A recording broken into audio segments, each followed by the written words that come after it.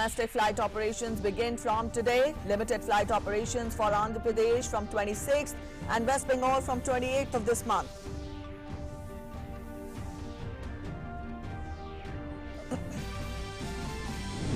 Health Ministry issues guidelines for international arrivals at air, land and seaports. Mandates a 14-day quarantine with 7 days of institutional quarantine followed by 7 days of home isolation. Also issues guidelines for domestic travel.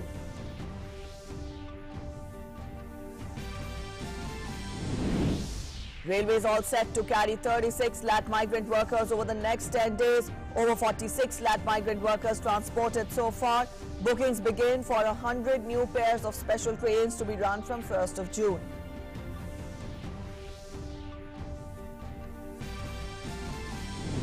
Active COVID-19 cases across the country rise to 73,560 with 54,440 recoveries and 3,867 fatalities. Globally, confirmed cases rise to over 53 lakh with over 3.4 lakh deaths and 21 lakh recoveries.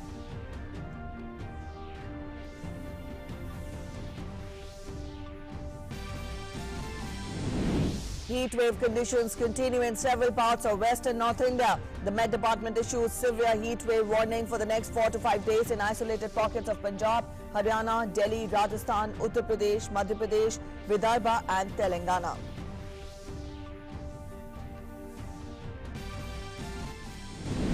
And Eid-ul-Fitr celebrations in India and around the world with traditional fervour and gaiety. Prime Minister Narendra Modi, President and Vice President extend festive greetings to all on the occasion.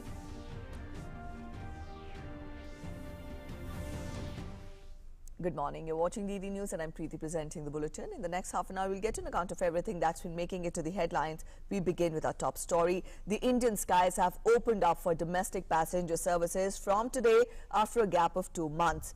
The first flight flew from Delhi at 4:45 a.m. and reached Pune in Maharashtra today.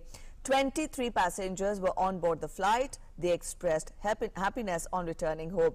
They added that all precautionary measures are being taken to ensure safety of the passengers.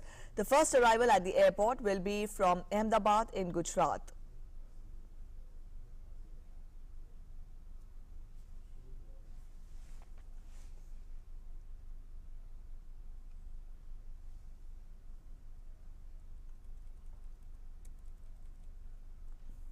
तरीके से चीज़ें सारी maintain हो रही हैं and possibly every kind of student जितने हैं सभी के लिए राहत है कि हमें जाने को मिल रहा है ना, जो कि बहुत इंपॉर्टेंट है। मे बी प्रोफेशनल्स हैं, चाहे वो 2-3 साल से जॉब कर रहे हैं एंड अच्छे तरीके से सारे काम हो रहे हैं एयरपोर्ट पर। I can see that. ये अच्छा लग रहा है। 2 महीने से दिल्ली में फंसे हुए थे और अभी जाने का मौका मिल रहा है तो बहुत खुशी हो रही है। 3 घंटे पहले पहुँचना है एयरपोर्ट, मिनिमम 2 घंटे और मैक्सिमम 4 घंटे, और एक कैब में 2 लोग से ज़्यादा अलाउ नहीं है, तो मैं अकेला कैब करके आया हूँ यहाँ पे। Vistara to Delhi to Bhubaneswar flight also departed from IGI airport today. At Bhubaneswar airport, the authorities conducted a trial run with all stakeholders participating in the entire process from entry of the passengers to boarding, while ensuring that all Corona-19 guidelines are followed. Sanitizers and wash basins were adequately arranged at different places of the airport. Trolleys, trays, X-ray machines and counters were sanitized.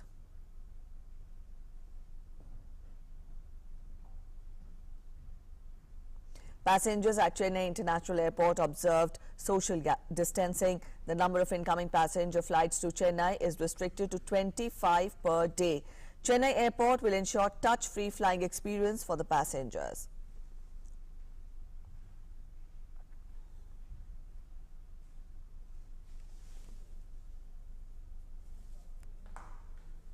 And up next, we'll take a look at some important facts regarding domestic flight resumption.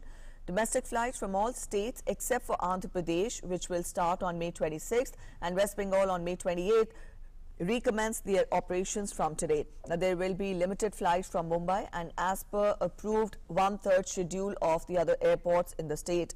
For Tamil Nadu, there will be maximum 25 arrivals in Chennai, but there is no limit on the number of departures.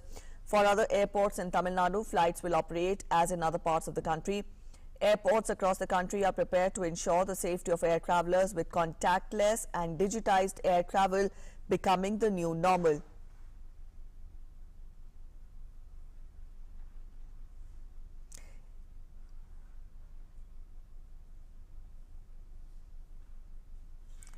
All international scheduled commercial passenger flights remain suspended.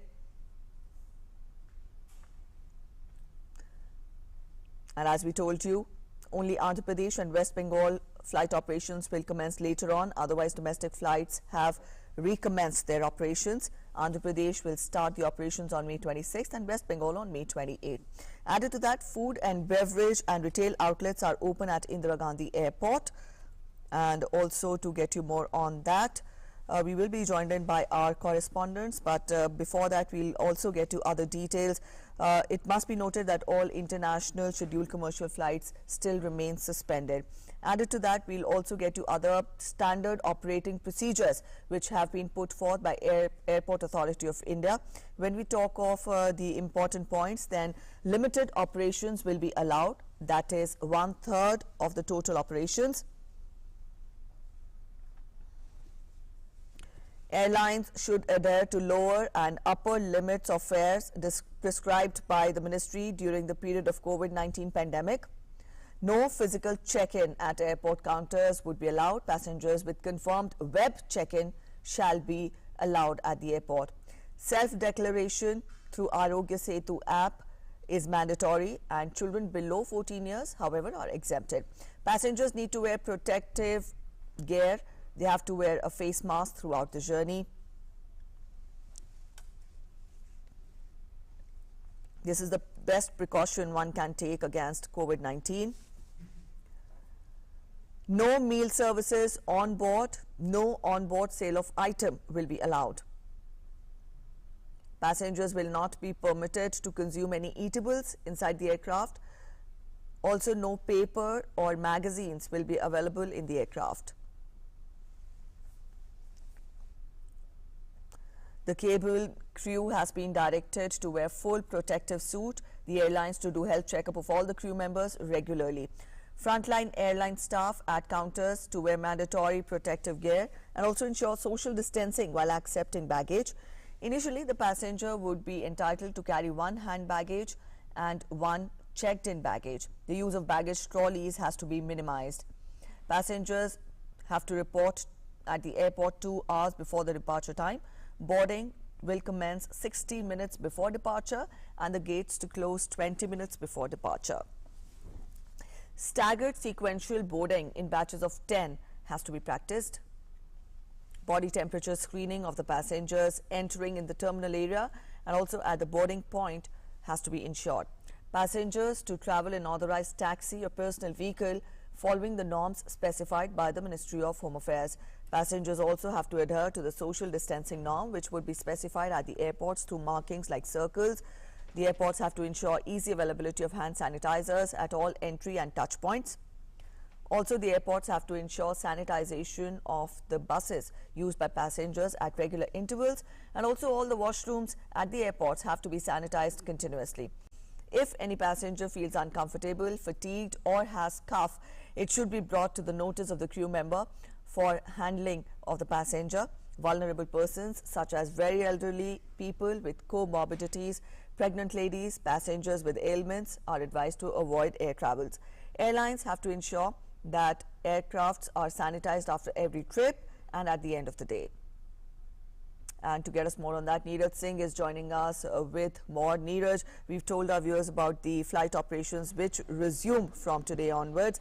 We've also shown the people there expressing their happiness and thankfulness to the government. You're there at the airport. Let us know more. What reactions, what are you witnessing there? And also get us a brief sense of what all measures have been put in by the airport to ensure that people stick and adhere to the social distancing norm.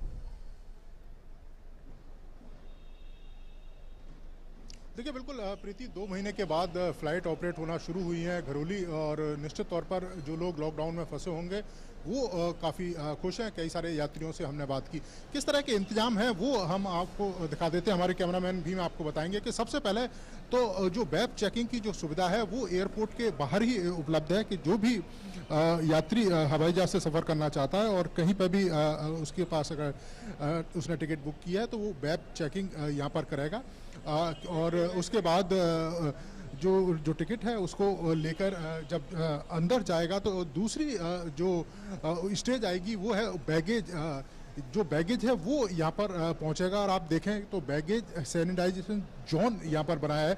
अगर baggage में भी किसी तरह से कोई भी infection या किसी तरह का कोई वायरस है तो वो यहाँ से ख़त्म हो जाएगा। और उसके बाद हम तीसरी स्टेज आपको प्रीति दिखाते हैं। ये अगर देखें तो CISF के जो जवान हैं वो यहाँ पर खड़े हैं, क्योंकि किसी भी तरह की जो फिजिकल चेकिंग है वो यहाँ पर नहीं की जाएगी। अगर आप यहाँ पर देखें तो एक शीट बनाई गई है, कांच का एक कह सकते हैं कि शीशा है। जो भी जो यात्री है जो यहाँ पहुँच रहा है पैसेंजर, वो वहीं से दूर से ही वेब चेकिंग की टिकट या फिर मोबाइल के पास जो उनके पास टिकट है वो यहाँ से दिखा रहा है। तो किसी भी तरह का कोई संपर्क बिल्कुल यहाँ पर नहीं हो रहा है। और तमाम जो यहाँ पर जो लोग हैं वो लगातार इस बात का जिक्र कर रहे हैं कि सोशल डिस्टेंसिंग है उसका पूरी तरीके से जो पालन है वो होना चाहिए। और जो भी यात्री यहाँ पर पहुँच रहे हैं उन्हें किसी तरह की कोई परेशानी ना हो, उसके लिए भी तमाम तरह के जो इंतजाम हैं वो प्रीति किए गए हैं। दूसरी सबसे बड़ी बात है कि उनके पास आरोग्य जो सेतु ऐप है वो उनके मोबाइल में डाउनलोड होना चाहिए। और वो भी जो ऐप है वो ग्रीन दिखना चाहिए, क्योंकि जब ग्रीन दिखेगा तो उस पर लिखेगा कि यू आर सेफ। तो उस कंडीशन में उनको यात्रा की जो अनुमति है वो दी जाएगी। अगर वो ग्रीन नहीं दिखेगा आरोग्य सेतु ऐप तो उन्हें यात्रा की अनुमति नहीं दी जाएगी। इसके साथ साथ ही जो मास्क है वो कंपलसरी किया गया है। यात्रा के दौरान जो मास्क है वो पहन के रखना होगा, चाहे वो प्लेन के अंदर हो।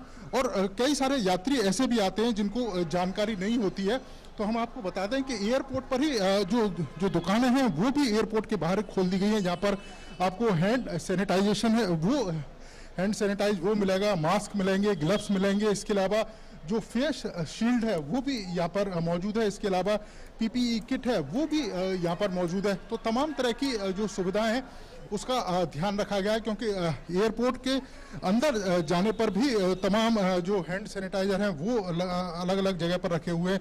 प्लेन के अंदर किसी भी तरह का जो फूड है वो लेके नहीं जा सकते, उसको अलाउ नहीं किया गया। और वहाँ अंदर भी जो प्लेन के अंदर भी जितने भी लोग होंगे वो प्रॉपर ड्रेस पहन के रहेंगे, पूरी तरीके से अपने आप को कवर करके रहेंगे। तो ये तमाम तरह के जो दिशा निर्देश हैं वो दिए गए हैं। और यात्रियों से भी कहा गया है कि 2 घंटे पहले एयरपोर्ट पर पहुंचे ताकि आसानी से वो चेक इन कर सकें और अपने जो सफ़र है जो गंतव्य है उसके लिए आसानी से रवाना हो सके, उन्हें किसी तरह की परेशानी ना हो।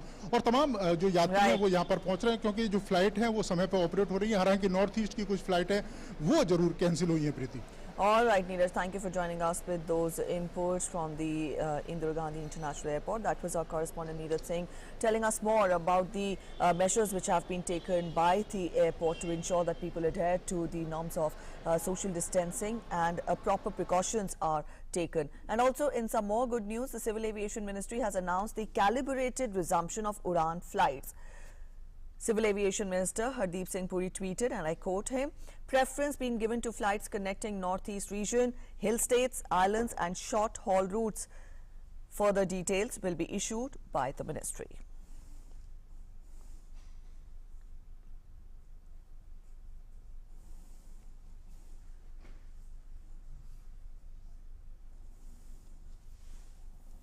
And many Indians stranded overseas continue to be repatriated as part of the Vande Bharat mission. More than 30,000 stranded Indians have boarded the Vande Bharat flight since May 6th. Yesterday, 680 more people returned on 3 flights from Toronto, Singapore and London. The latest flight to arrive under Vande Bharat mission was from Muscat, which landed at Gaya Airport today. 132 passengers were on board, including 116 who stayed in Bihar, while 16 went to Jharkhand. Earlier, a special flight from London landed first in Mumbai and then Indore. 93 passengers were on board. These passengers will be quarantined for 14 days.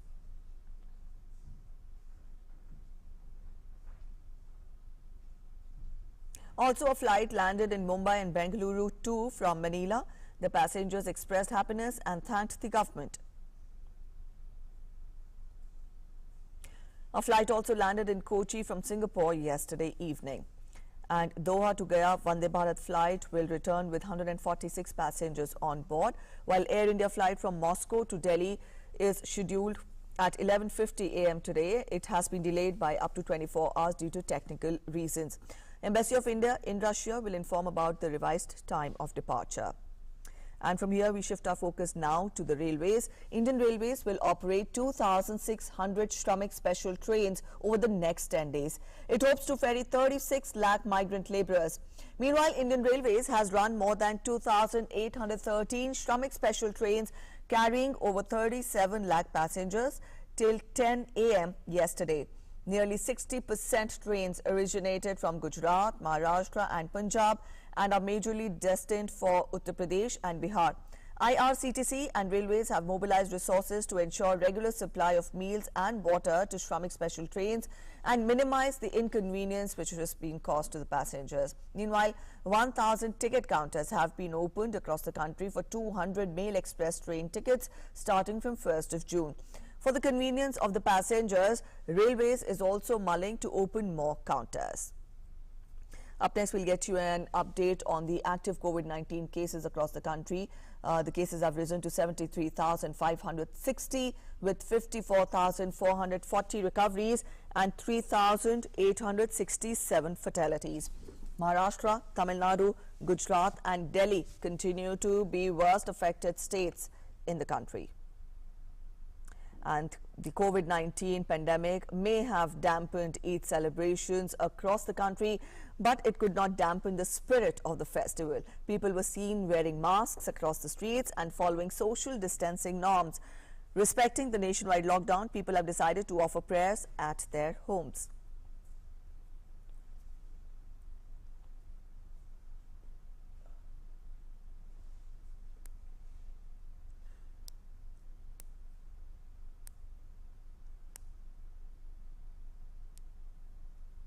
President Ramnath Kovind has greeted fellow citizens on the eve of Eid ul-Fitr. In his message, President Kovind said, and I quote him, "The festival is an expression of love, peace, brotherhood and harmony." He said on this occasion, people reaffirm the belief in sharing with caring for the most vulnerable sections of the society. The President called upon people to carry the spirit of giving more vigorously at a time when people are faced with an unprecedented crisis created by COVID-19 virus. Also, Vice President M. Venkaiah Naidu in his message said that the festival fortifies the spirit of compassion, charity and generosity in the society, and it is an occasion for families and communities to come together. He said, however, this year as India and the world continues to fight the relentless battle against the spread of COVID-19, people are celebrating almost all traditional festivals at home. He also said that people have to be content with a subdued celebration and adhere to the safety norms of social distancing and personal hygiene. Prime Minister Narendra Modi also extended greetings on Eid ul-Fitr. In his tweet, he said, and I quote him, "May this special occasion further the spirit of compassion, brotherhood and harmony. May everyone be healthy and prosperous."